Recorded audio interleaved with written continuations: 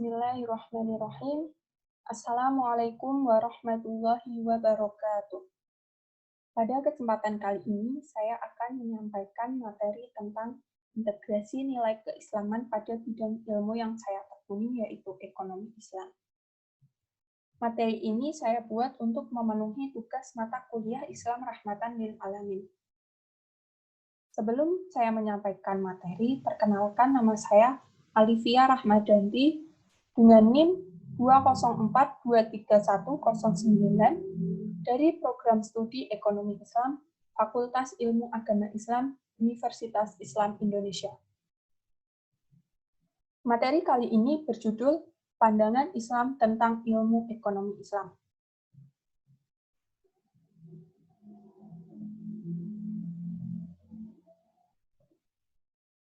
Ada beberapa pokok pembahasan pada materi kali ini.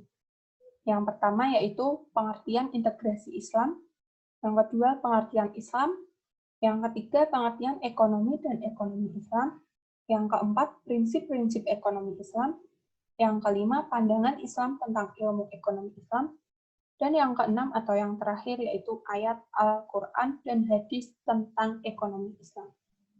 Langsung saja ke pokok pembahasan yang pertama, yaitu pengertian integrasi Islam.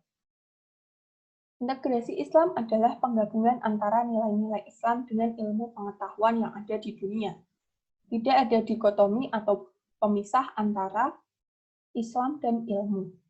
Hal ini disebabkan karena keduanya saling melengkapi dalam segala aspek yang saling menguatkan antara satu dengan yang lainnya.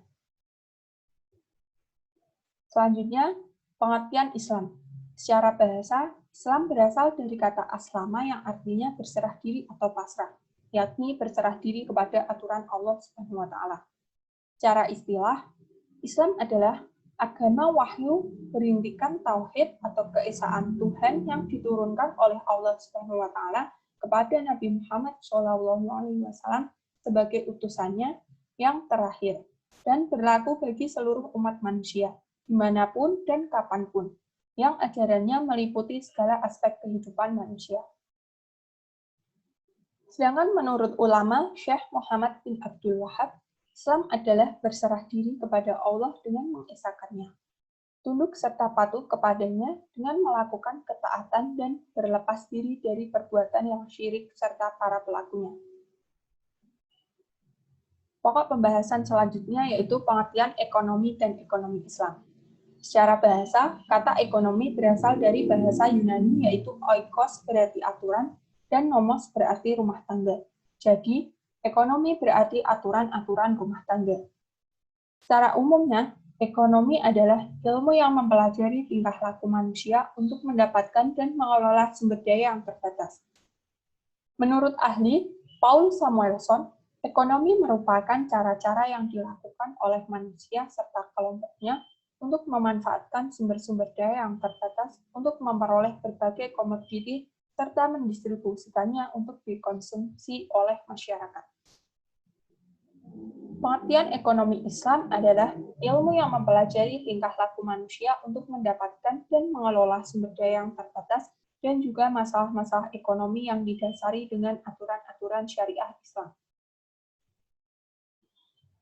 Selanjutnya, prinsip-prinsip ekonomi Islam.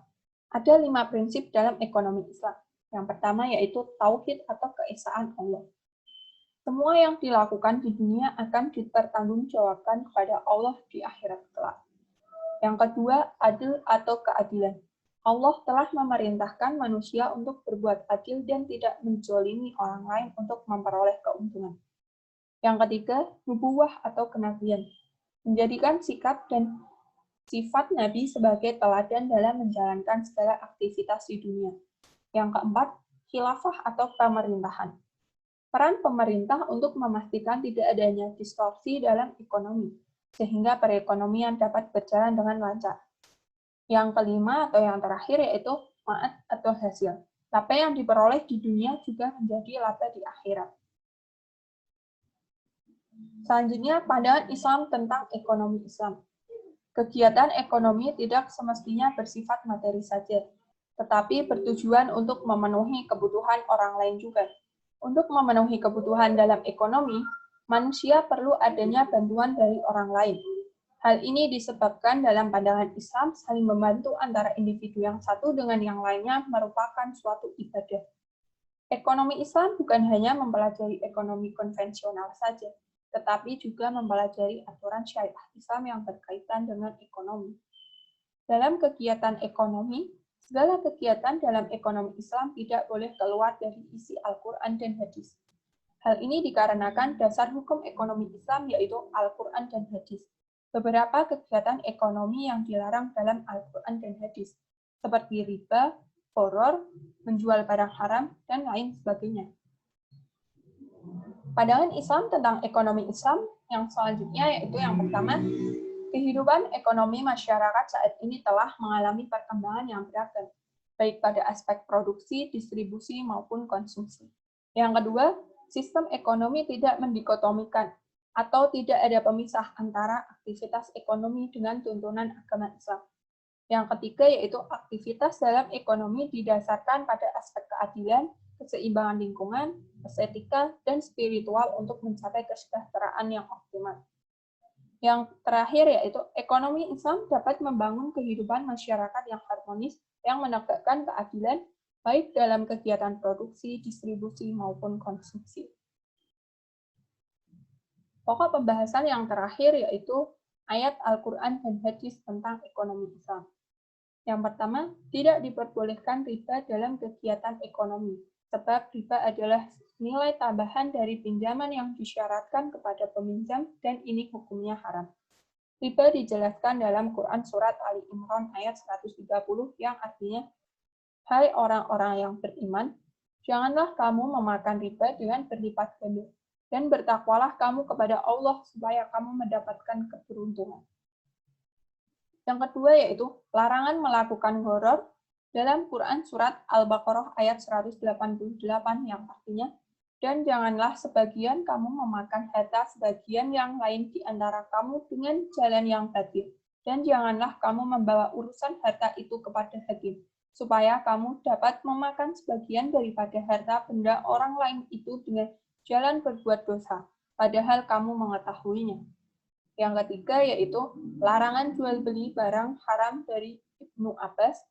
Nabi SAW bersabda, sesungguhnya jika Allah Ta'ala mengharamkan sesuatu, maka Allah mengharamkan upah atau hasil jual belinya. Hadis riwayat Ad-Duruqutni dan Ibnu Hibban. Syekh Syu'aib Al-Arnad mengatakan bahwa sanad hadis ini syahih. Cukup sekian yang saya sampaikan, kurang lebihnya saya mohon maaf. Semoga apa yang saya sampaikan ini dapat bermanfaat untuk kita semua. Terima kasih. Wassalamualaikum warahmatullahi wabarakatuh.